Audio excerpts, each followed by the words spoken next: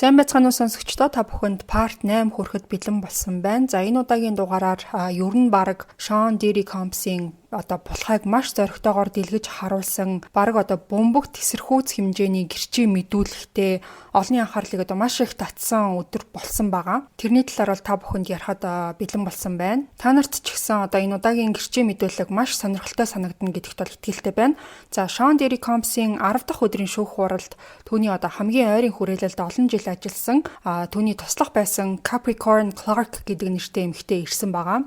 За энэ хүний гэрчийн мэдүүлэг нэлээд сэтгэл хөдлөл ихтэй байсан. Мэдүүлэг өгөх үеэрээ бол тэр уйлж тэр бүхнээ дарахын тулд нэлээд хичээж байгаа байдалтай мэдүүлэг өгсөн байгаа. За энэ эмэгтэй ярьснаар бол Sean Combs түүнийг сүрдүүлж гэрээс нь авч явсан. За энэ болохоор kidnapping гэсэн зүйл ангид нь бол хамаарч байгаа. За бас амь насыг нь хөнөөнө гэж хэд хэдэн удаа зандал хийлжсэн талаар тэр дундаа бол ажилд орсон анхны өдөр нь шууд сүрдүүлжсэн талаар бас дурдсан. Clark гэх эмэгтэй мэдүүлэг нь бол яллагч талд маш чухал ач холбогдолтой. За учир нь гэхээр түүний ажил нь P. Diddy-гийн бизнесийн гол цөмд нь бол төвлөрч байгаа. Clark мэдүүлэхдээ Cassie болон Kid Cudi хоёрын харилцааныхын талаар олж мэдснийхээ дараа P. Diddy бол өөрийг нь хүчээр авч явсан гэж тэрийг бол маш тодорхой ярьсан. За мөн Sean Combs гэдэг хүн бол Cassie-гийн мэргэжлийн төвшин дэх бүх алхам дээр нь дандаа л эцсийн шийдвэрийг гаргадаг тийм хүн байсан гэж мэдүүлсэн. За энэ нэмэгтэй бол 2004 оноос эхлээд Sean Combs-ийн хувийн туслахаар ажиллаж эхэлсэн. За үүнээс хойш 14 жилийн хугацаанд ажилласан. Зарим үед нь бол түр хугацаанд ажилласан тийм эмэгтэй юм байна.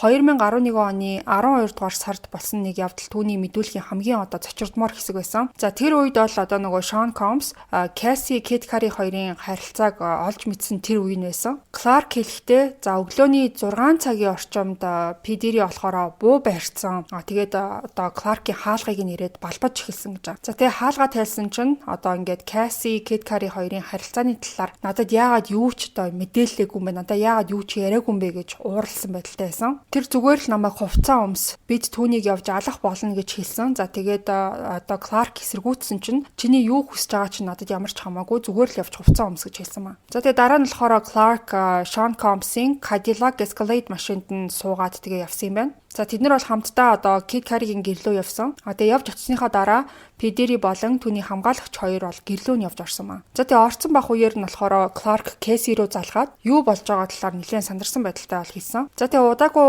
Kid Cudi-гийн машин нь гэрийнхээ ойр орчимд ирээд за тэгээд хажуугаар нь тэр Sean Combs-ийн машиных нь хажуугаар нь зөрөөд явсан маа. Дараа нь болохоор Sean Combs хамгаалагчтайгаа машиндаа суугаад араас нь бол хэсэг хугацаанд хөөсөн. Тэгээ Kid Cudi бол зогтож чадсан. За тэгээд иймэрхүү нэг аюултай ч гэж хэлж болохоор нөхцөл байдал бол энэ Clark гэх эмэгтэй хувьд амь насанд нь тийм аюул учирсан цорын ганц тохиолдол байгаагүй гэж бол мэдүүлсэн. Түүнээс гадна нэг удаа Sean Combs болохоор энэ Clark гэдэг эмэгтэйг нэг удаа алмазан шигтгээтэй тийм жуулрыг нь хулгайлцсан гэж буруутгаад тэгээ 5 хоногийн турш тийм үнэн хотлыг шалгах тийм полиграф тестээр оруулсан гэж байгаа. За тэгээ нөгөө полиграф тестийг нь авч ийсэн хүн чи ингээд 50 полиграф тестээ өгөөтхөө хэрвээ энэ дээр чи бүдэрх юм бол чамайг East River руу шидэж шүү гэж сүрдүүлсэн гэж байгаа. За тэгээд энэ эмэгтэй ажилд орсон анхны өдөр юу гэж сүрдүүлжсэн талаар дугаарынхаа төгсгөл хэсэгт та бүхэнд ярьж өгнө. За тэгээ энэ эмэгтэй мөн Cassie-гийн талаар нэлээд олон зүйл ярьсан. За тэгээ Sean Combs болохоор Cassie-гийн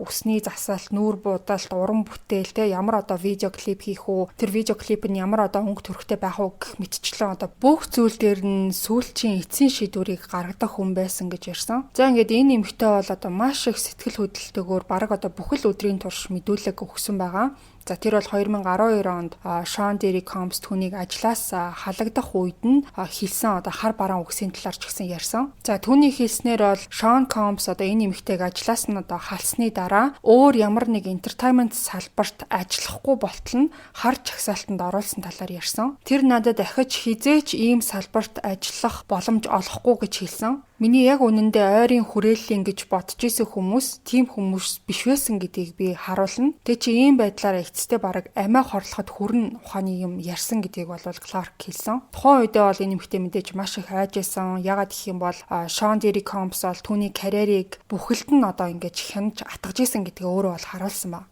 Түүнээс гадна гэр, машин гэд бүх зүйл нь P. Diddy-гийн компани нэр дээр байсан. За тэгээ ажилласаа гарсны дараа бол бүх зүйл нь үгүй болсон юм байна. Дараа нь тэр бол ерөөсөө ажил олж чадахгүй маш тийм зөвхөрсөн байдалтай болсон. Энэ талаараа ярихдаа одоо Кларк бол маш сэтгэл зүйн одоо докторгүй байгаа, сэтгэл нь маш их хямарсан байгаа байдалтай одоо нөлмөн сунагч ийсэн. Энэ эмэгтэй өөрөө болохоор аутизмтай тэгээд ярьж чаддгүй тийм хүүтэй юм байна. Тэгээд тэр хүүгээ тэжээхийн тулд ажил хийх одоо зайлшгүй шаардлагатай байсан болохоор педиригийн одоо хүсснээр нь одоо энэ хүний тааллаар нь ажиллах шаардлагатай юм байна. Би ерөөсөө ажиллахгүй бол болохгүй юм байна гэж өөрөө бодсон ба. За тэгээд өөр ажил хайх гад ингээд бусад өөр студи entertainment компани дээр очингууд Педери өөрийг нь ингээд хар листэнд оруулсан байх гэж одоо айгаад тэгээд ерөөсөө л энэ хүнээс өөр газар би бол ажиллаж чадахгүй байна гэж бодож байсан маа. За ингээ иймэрхүү байдлаар энэ өдрийн шүүх хурлал үнэхээр одоо маш олон зүйлийг дэлгэж гаргаж ирсэн. Та бүхэн энэ хэргийг одоо англи хэл дээр уншиж байгаа эсвэл одоо үзэж байгаа бол RICO гэдэг үг бол байнга хөгдөж яригдж байгаа. RICO гэсэн тийм үг байгаа. За энийг та бүхэнд одоо маш ойлгомжтой хэлбэр би тайлбарлаад өгье. За энэ үг нь болохоор Racketeer Influenced and Corrupt Organizations Act буюу эрүүгийн бүлэглэл болон авилгын эсрэг хууль гэсэн утгатай одоо Америк нэгдсэн улсын хуулийн тийм товчилсон нэр томьёо байгаа. За 1970 онд гарсан энэ хууль нь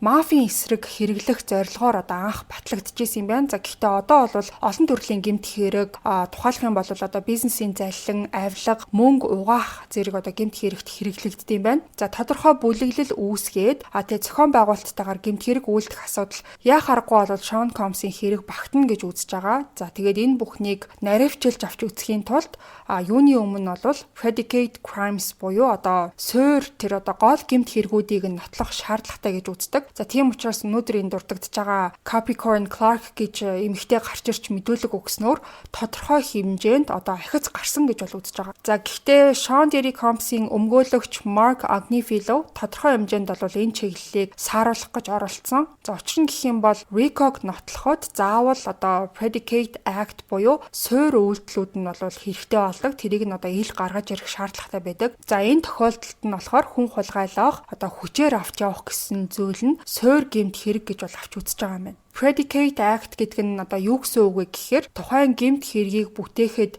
суур болсон үйлдэлүүд гэсэн үг. За энэ нь бол нэгээс дээш тооны үйлдэлээр бүтээгддэг гэмт бүлэглэл байгуулах үндэс болдог зүйл юм байна. За энэ тохиолдолд болохоор Clark өөрийг нь одоо автомашинд хүчээр суулгасан гэж мэдүүлсэнтэй нь бол агаар нэг одоо үндсэндээ бол энэ RICO гэх хуулинд бол багтж байгаа гэж үзэж байгаа. За тэгээ энэ талаар өөрөө ярихдаа болохоор тухайн үеийн нөхцөл байдлаас айсандаа за эсвэл илүү хүнд байдалд орохоос одоо сэргийлэхийн тулд яалтч аргагүй ингээ Шон Комстай хамт явсан гэж бол өөрөө тайлбарласан. Тэгэхээр бол энэ хүнийг одоо үнэхээр хүчээр аваацсан уу гэдэг асуулт гарч ирж байгаа. Хэрвээ энэ нэг хүчээр авч явсан асуудал нотлогдохгүй байх юм бол RICO-гийн хариуцлага одоо ноогдуулах ямарч боломжгүй болох юм байна. Тэгэхээр яалтчгүй одоо тэд бол энэ гэмт хэргийн бүлэглэл буюу enterprise байгаа гэдгийг нотлох хэрэгтэй. Тэгээд энэ хүү Capricorn Clark гэдэг эмэгтэй болохоор дотоод хүрээллийнх нь бол нэг гишүүн байгаа. Эхний гэрчийн мэдүүлгээр ерөнхийдөө бол одоо бэлгийн мүйлчлөг дарамтын тухай тогтоох гэж бол оролдож байсан. Харин одоо тэд бол Sean Diddy Combs өөрийн компани ажилчдыг хэрхэн одоо ашиглаж исэн тухай нотлохоо одоо гаргаж ирэхээр хичээж байгаа. Тэдний ерөнхийдөө бизнес нь хууль ёсны байсан ч гэсэн за дотор нь одоо ажиллаж байгаа ажилчдыг хууль бус зүйлд оролцуулсан гэж үзэж байгаа. За энэ нь болохоор RICO-д хамаарах enterprise-ийн шинж гэж бол тодорхойлох юм байна. За хууль ёсны бизнес эрхэлдэг ч гэсэн хэрвээ дотоод ингээд дотор нь ажиллаж байгаа хүмүүс нь хууль бус үйлдэлүүд хийж авах юм бол тэр нь RICO-д хамрагдаж болно гэж үзэж байгаа. Жишээлх юм бол одоо тухайн хүмүүс нь цалингаа аваад одоо албан ёсоор ажиллаж байсан ч гэсэн бодит байдал дээрээ Sean Diddy Combs гэх хүний хувь хүний таашаал өөрийнхөө одоо нь юу таалагдж байна өөрийгөө одоо хүчтэй гэдгээ батлах за эрх мэдлээ баттгах гэсэн тийм зорилгот нь бол үйлчилж байгаа гэж харагдаж байгаа. Тэгэхээр тэд нар бол бүх нотлохоог хэрхэн нэгтгэж шүүгчдэд одоо энэ enterprise гэж яг юу болохыг тайлбарлаж өгөх нь бол чухал байгаа. За одоогийн байдлаар бол тэр бүтээц за үндэс суурийг нь тавьж эхэлсэн гэж бол ойлгож байна. За хэдүүлээ одоо Capricorn Clark гэдэг эмэгтэй мэдүүлгийн хэсэг рүү буцаад оръё.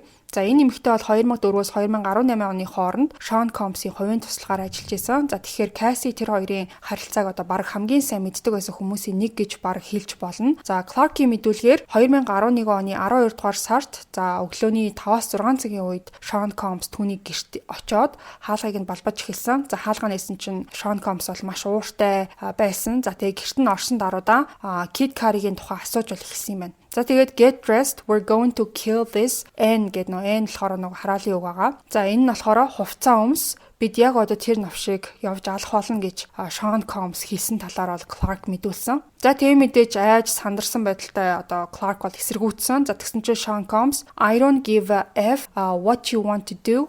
Go get dressed гэж хэлсэн ба. За энэ нь болохоор чиний юу хүсэж байгаа чинь надад ерөөсөө хамаагүй явж хувцас өмс гэж хэлсэн талаар бол мэдүүлсэн. Дараа нь тэд бол Kid Cudi-гийн гэрлөө яваад Sean Combs хамгаалагчтайгаа хамт гэрлөө нь явж орсон. За харин Clark одоо өөрөө машинд нь бол үлдээд болсон явдлыг одоо Cassie утсаар хэлж авах үед нь цаана одоо Kid Cudi-гийн дуу хоолойг бол сонссон талаараа дурдсан. За тэгээ тэр үеэрээ болохоор Kid Cudi-г битгий одоо гэрлүүгээ яваарай гэж хэлээрээ. Хэрвээ Sean-тай нүүр тулах юм бол тэр алуулах болно гэж Cassie-д бол тухайн үед хэлсэн ба. За тэгээ удаагүй байж л Sean Combs-ийн машины хажуугаар Kid Cudi бол зүрсэн. За тэгээ Sean Combs араас нь хөөгөөд нэх удаан хөөцөлдөж яваагүй ч гэсэн за тухайн үйл явдал бүр ингээд хизээч дуусахгүй юм шиг аимшигтай санагдчихсэн талаар Clark бол дурдсан. За Kid Cudi эцэст нь бол яг хөө тэгээд баригдлагүй зүхтааж чадсан. За буцаж тэд бол Sean Combs-ийн байрлал оцсны дараа Kid Cudi-г цагдаа нарт гэртэн зөвшөөрлөхгүй орсон талаар мэдээлэл өгүүлэхгүй байх хэрэгтэй. Хэрвээ тэгж чадахгүй бол та нарыг би бүгдээ чи ална шүү гэж сүртүүлсэн маа. За энэ занл хийллийг бол Cassie болон Kid Cudi Clark дамжуулж хийсэн. За тэгээд удаагүй Cassie одоо Sean Combs-ийн гэрт нь одоо явж очисон чинь түүнийг бол зодсон. За тэрийг нь болохоор Clark өөрөө хоёр нүдэрээ харсан гэдгээ бол мэдүүлсэн маа. За тэр үед болохоор Clark за тэгээд мөн би хамгаалагч нь хоёулаа хажууд нь байсан ч гэсэн юу ч хийж чадахгүй ингээ хараа зогсож байсан. За Cassie-г тэр бол олон удаа өшөглөж Clark ямар нэг байдлаар дундуур нь тэр оролцох юм бол чамайг ч гэсэн би зодно гэж сүрдүүлсэн талаар тэр бол мэдээ. За тэгээд ийм зүйлийг ярьж авах үеэрээ Clark бол нулимсаа одоо салфеткаар арчаад тухайн үед яг ингэж ярьж авах үед Sean Combs-ыг ерөөсөө харж чадахгүй байсан. Гэхдээ шүүх хурлын үдийн завсарлагаагаар шүүх танхимаас гарах үеэрээ Sean Combs-ийн зүг рүү хараад толгоогоо ямартайч догсон гэдгийг бол онцолж бас бичсэн байлээ. За тэгээд Sean Combs-ийн бусад туслахуудтай бас адилхан энэ Clark гэдэг эмэгтэй болохоор Sean Combs-ийн одоо маш тийм дарангуулал донд маш хэцүү нөхцөлд ажиллаж заримдаа бол түүнд хар тамхи олж өгдөг байсан. За мөн зочд буудлын өрөөг нь цэвэрлдэг, эрхээс өмнө бол бэлддэг байсан талаараа дурдсан. За Clark бол 2004-өөс 2006 оны хооронд Sean Combs-ийн хувийн туслах. За 2007-оос 2012 оны хооронд болохоор Sean John Women's гэд тэр компанийн маркетингийн захирал. За тэгээд 2016-аас 18 оны хооронд болохоор Cassie Ventura-гийн бүтээлч захирлаар нь ажиллаж исэн гэж бол дурдсан. За зөвхөн Sean Combs гэдэг хүнээс биш, түүний ойрын хүрээллийн бусад олон ч хүмүүсээс Clark бол занл хийлэл авч исэн гэдгийг бол мэдүүлсэн. За тэгээ ажилд орсон анхны өдөр нь Sean Combs Clark-ыг бол хамгаалагчийнхаа хамт Central Park руу аваачсан гэж байна. За тэгээ өмнө нь болохоор энэ нэмэгтэй Sean Combs-ийн өрсөлдөгч гэж баг хэлж болохоор Suge Knight-ийн Death Row Records-д ажиллаж исэн тухай бол дурдсан баг. Тэр намайг Suge Knight-тай холбоотой байсныг мэддэггүй байсан. Хэрвээ ямар нэг зүйл болох юм бол би чамайг алхаас өөр арга надад байхгүй гэж Sean Combs ярьж исэн талаар тэр бол дурдсан. За Suge Knight-д ажиллаж исэн хүн одоо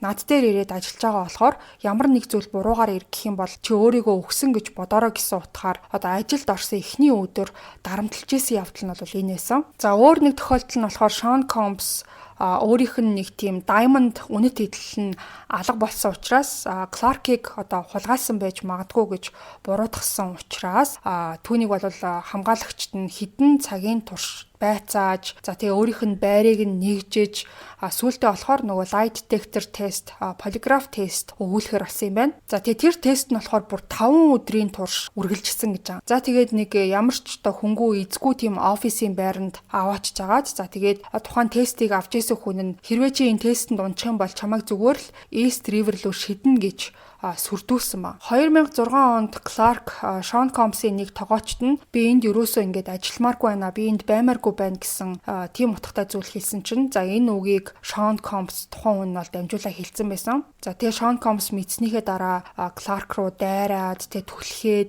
миний гэрээс яг одоо зайл гэж бүр хидэн удаа одоо өөрлөө ингэж хашгирч исэн талаар дурдсан. За тэгээ сүүлдээ одоо маш их биерүүн ингэж одоо дайраад байсан болохоор хамгаалагч нь одоо яалтчгүй дундуур нь орж одоо салгасан байгаа. За тэгээ тэр явдлын дараа Кларк бол ажлаасаа гарсан талаар ярьсан. Cassie Kid Cudi-тэй холбоотой байсан одоо явдлын дараа Sean Combs Clark руу уурлаад яагаад тэр хоёрын харилцааны талаар өмнө нь надад ерөөсөө хэлээгүй гэж маш их ууралж 2011 оны 12 дугаар сараас дараа жилийн одоо 100 хүртэл нь бүр 50 орчим удаа занал хийсэн гэж Clark одоо өөрийнхөө тооцоолсон тийм тоон үзүүлэлтээ бол хэлсэн. За 2012 оны эхээр энэ Clark гэдэг эмэгтэй болохоор Bad Boy Records-ийн хүний нөөцийн ажилтан за мөн тухайн үеийн одоо захирал байсан Harv Peer гэд хүнтэй ярилцаад Sean Combs болохоор Kid Cudi-г аална. За тэгээд Cassie-г болохоор зодох талаар ярьж ирснийг нь хэлсэн юм байна. За тэгсэн чинь нөгөө Peer гэд хүн нь үнэхээр галзуу юм а. Гэхдээ бүх зүйл зүгээр олноо чи 50 бай гэж хэлсэн маа. Тэгээ энэ ярианаас хэдхэн сарын дараа бол Clark ажлаасаа халагдсан. За үүнээс гадна 2012 онд Kid Cudi-гийн одоо нөгөө машин нь шатсан байсан асуудал дээр галын шинжээчид түн рүү одоо холбогдсон. За тэгсэн чинь Clark болохоор утсаа шууд тасалсан. За энэ талаараа дурдахдаа би тэр бүхнийг дуусгахыг одоо өөртөөгөө ямар ч хамааралгүй юм шиг болгохыг хүсэж исэн гэж мэдүүлсэн. За тэгээ сүүлд нь одоо 2024 оны 4 сард тэр болол Sean Combs-ийн өмгөөлөгчдтэй нь уулзаад дахиад Sean Combs-ийн одоо компанид нь ажиллах боломжтой юу гэдэг талаар бол ярилцсан юм байна. За тэгээ яг энийг ярих үед болохоор Sean Combs-ийн өмгөөлөгч Mark Agnifilo түүнээс ингэж асуусан. Хэрвээ тэр тухайн үед чамайг одоо ажилд ингээд авцсан байсан бол чи ийм асуудал ярьж өнөөдөр гэрчийн суудалд суухгүй авах байсан уу гэдэг утгаар нь бол асуусан. За тэгсэн чинь Clark болохоор магадгүй гэсэн тийм хариултыг өгсөн. За тэгээ өөрийнх нь хэлж байгаагаар бол би одоо амьдралаа буцааж авахыг хүссэн гэж бол тэр хэлсэн. Clark 2012 онд халагдсаныхаа дараа entertainment салбарт дахиж одоо ажил ерөөсөө олоогүй. За тэгээд Interscope Records-ийн удирдлагуудтай уулзаад ажилд орох тухай бодож исэн юм байна. За тэгсэн чинь тухайн компани зүгээс болохоор Sean Combs-ыг 50 орих үгүй бол чамд сайн зүйл тохиолдохгүй гэж үүдээс нь хэлсэн маа. За тэгээ Clark болохоор 2015 он хүртэл одоо ажлын эрэлт гарсан. Ер нь бол хаана ямар одоо хийх боломжтой ажил байна гэж явсан. Гэхдээ өөрөө ингээд хар чагсаалтанд орсон болохоор одоо өөрийнхөө ажиллаж исэн, өөрийнхөө мэддэг team салбарт ажил ерөөсөө олж чадахгүй байсан гэдгээ бол хэлсэн. За тэгээд энэ эмэгтэй ингээд тогтмол ажил ерөөсөө олж чадахгүй байсан болохоор зөвлөх үйлчлэгээ үзүүлдэг team одоо ажил хийж эхэлсэн юм байна. За тэгээ иймэрхүү төвшний бизнес Sean Combs надтай холбоотой бүх хүчийг өөртөө хатгаж исэн гэж бол Clark мэдүүлсэн. За тэгээ яг энэ хүний хувьд нөхцөл байдал одоо маш тийм хүнд хэцүү байдаг байсан ч гэсэн Sean Combs-оос одоо маш олон зүйл сурсан гэдгээ бол өөрөө хүлээн зөвшөөрсөн.